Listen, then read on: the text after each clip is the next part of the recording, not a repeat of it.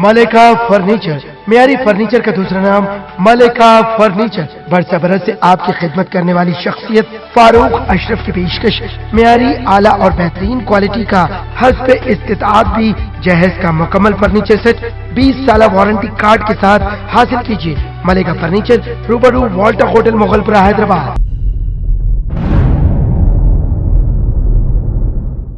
Narsingi SOT police ने 3 रुकनी खतरनाक टोली को गिरफ्तार कर लिया और कत्ल की साजिश को भी नाकाम बना दिया। एसओटी पुलिस ने खुफिया इत्तला पर कार्रवाई करते हुए इस 3 रुकनी टोली को गिरफ्तार करते हुए नारसंगी पुलिस के हवाले कर दिया। इस टोली पर इल्जाम है कि एक शख्स को कत्ल करने का मंसूबा तैयार कर रहे थे कि पुलिस ने इन्हें दबोच लिया। इनके कब्जे से 3 तेज हथियार और 3 सेलफोन्स को पुलिस ने बरामद कर लिया। मजीद इस टोली की तहकीकात जारी है। Bureau report INDtoday.com।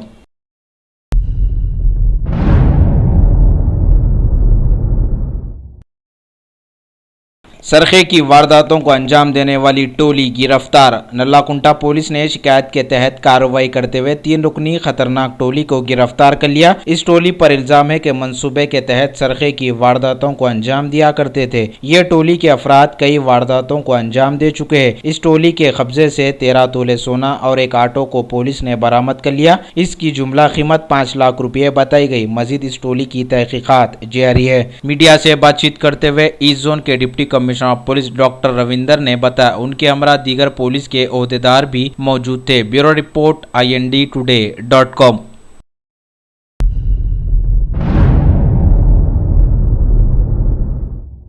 तमिलनाडु में सियासी ड्रामे के तहत शशिकला ने सुप्रीम कोर्ट के फैसले के मुताबिक बयान दिया कि वो बेंगलुरु में खुद को गिरफ्तारी के लिए पेश करेंगी। उनकी गैर मौजूदगी में उनके वफादार रिश्तेदार TTV दिनाकरन को AIADMK की सदारत सौंपी गई है। इससे पहले वो मरहूम जयललिता की समाधि पर पहुंची और उन्हें फूल पेश करते हुए अपना माथा टेक कर हल्फ लिया। इससे पहले तमिलनाडु के लोगों के जरिए से यह खबर समाज में आई थी कि कुछ लोगों ने मरहूम जयललिता की रूह को वहां देखा जिस दवाखाने में उनका इंतकाल हुआ था।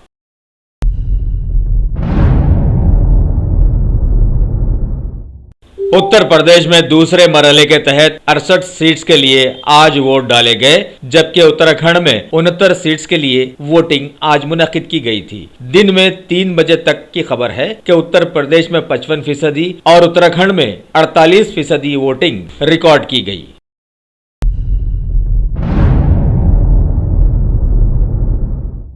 उत्तर प्रदेश में तीसरे मरहले के लिए सियासी पार्टियों ने अब पकड़ ली है रफ्तार। पीएम मोदी के साथ साथ बीजेपी के दूसरे बड़े लीडर्स भी मैदान में उतर आए हैं। कांग्रेस के श्री राहुल गांधी, श्री अखिलेश, मायावती और साथ में मुलायम जी भी जमकर मैदान में उतरकर हरकत में देखे गए हैं।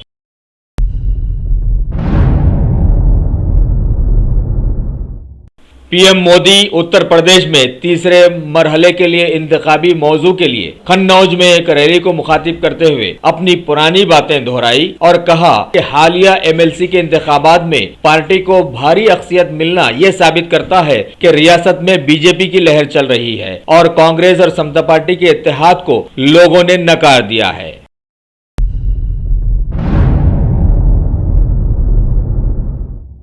पहली बार पीएम मोदी ने कबूल किया है कि बीजेपी ओडिशा में कभी भी मजबूत नहीं रही है, लेकिन हालिया माहौल में पार्टी की कामयाबी देखकर पता चलता है कि बीजेपी वहां भी मजबूत हो रही है। रियासत के लोगों की जानिब से पार्टी को चाहे जाने पर उन्होंने मुबारकबाद पेश की है, लेकिन सभी लोग जानते हैं कि पार्टी को चाहने ही की वजह से बीजेपी ने मरकजी सरकार में अपना दाखिला लिया है।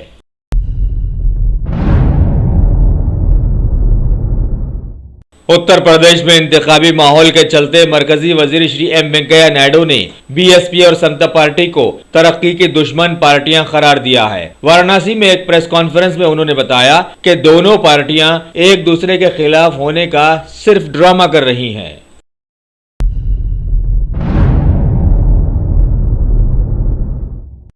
इसरो की जानिब से खला में दागे जाने का भारत ने बनाया एक तारीखी रिकॉर्ड। आंध्र प्रदेश के श्रीहरिकोटा के स्पेस स्टेशन से एक साथ 104 सैटेलाइट्स को खला में दागने का ये एक तारीखी कारनामा रहा। सदर जमहूरिया श्री प्रणब मुखर्जी, पीएम मोदी और दीगर मुल्क के सरकर्दा लीडर्स ने इस मामले में साइंसदानों को मुबारकबाद पेश की है।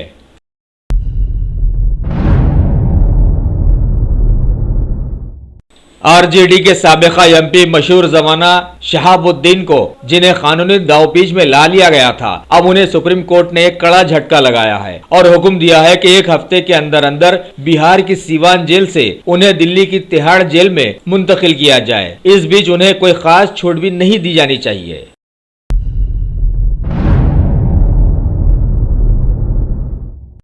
तमिलनाडु में शशिकला के जवाल के बाद अब बारी आई है मायावती की। खबर मिली है कि इलाहाबाद हाई कोर्ट ने बीएसपी के सदर मायावती के वालिद श्री प्रभुदयाल और भाई आनंद के खिलाफ दिल्ली में नोएडा की एक जमीन से जुड़े मामले में नोटिसें जारी की हैं और सारे ही मामला इलेक्शन के दौरान ही सामने आ रहे हैं। ये बड़ी मजे की बात है।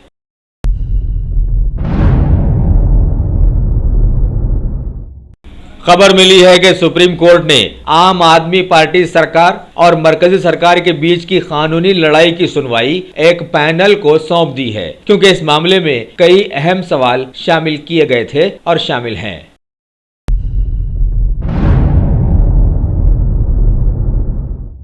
मोतिहारी में रेल पटरी से छेड़छाड़ और रेल हादसे के मुलजिम राकेश यादव को 4 दिनों की अदालती तहवील में भेज दिया गया है। हाल ही में उसको गिरफ्तार कर लिया गया था। मजीद तफ्तीश जारी है। देखना है आगे क्या नतीजा निकलता है।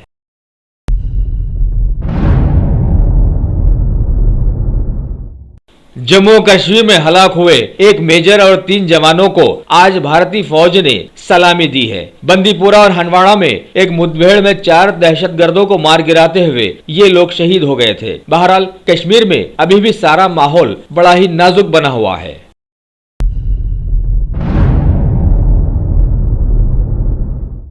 जमैका के हुसैन बोल्ट साल के बेहतरीन मर्द खिलाड़ी और अमेरिका के जिम्नास्ट सीमन 22 सालों में सबसे अच्छी खिलाड़ी का इनाम पा लिए हैं। कल हुए एक फंक्शन में खेलों की दुनिया के सबसे बड़े अवार्ड देने का इन दोनों को ऐलान किया गया है।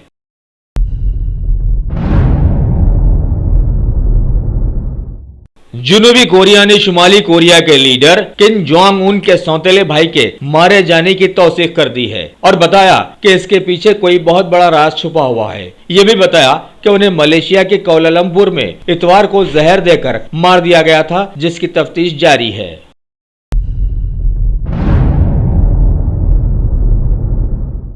भारत के महकमे खारजा ने बतलाया है कि ताइवान के वफद का भारत दौरा कोई नई बात नहीं है, इसका कोई सियासी मतलब नहीं निकाला जाना चाहिए और बताया कि पहले भी ऐसे वफद कारोबार और दूसरे मामलात के लिए भारत आते जाते रहे हैं। ये बात इसलिए बताई गई है कि चीन ने ताइवान की सरकार के वफद के भारत के दौरे पर आने से अपनी नाराजगी दर्ज करवाई थी।